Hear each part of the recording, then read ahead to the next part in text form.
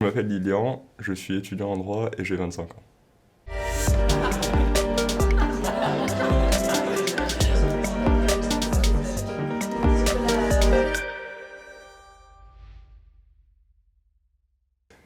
Moi, l'histoire, ça occupe une place assez importante déjà dans mes études, parce que je suis souvent obligé d'aller chercher ce qu'ont écrit certains auteurs parfois assez anciens, et du coup d'avoir une certaine vision du contexte. Vraiment, pour comprendre ce qui est à la base du droit civil, on est obligé de partir du droit romain, et des auteurs qui ont écrit au Moyen-Âge sur le droit romain. Avoir cette perspective historique, ça permet de savoir de quelle manière il est capable d'évoluer et comment il a évolué. Donc, on comprend à quel point les concepts sont malléables et savoir comment on peut justement les tordre, les faire bouger à l'avenir pour savoir tout simplement ce qu'on veut faire du droit dans les décennies qui arrivent.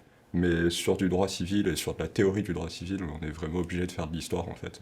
Peut-être que d'ailleurs l'histoire du droit a peut-être plus la place qu'elle occupait avant et je pense que c'est dommage parce que ça permet vraiment de comprendre à quel point tout ce qu'on peut faire en fait avec le droit et de ne pas être enfermé dans une perspective qui a 30, 50, 80 ans, 2 siècles même, et de comprendre qu'on peut faire beaucoup plus sur des temps plus longs. Alors j'ai eu 2 profs vraiment exceptionnels, un en troisième je crois, et l'autre en première et en terminale. Donc avec ces deux-là, c'était vraiment passionnant. Moi, je me rappelle du premier cours de troisième où le mec, pour nous expliquer l'assassinat de François Ferdinand à Sarajevo, le mec monte sur le bureau, commence à hurler. Ouais, c'était génial.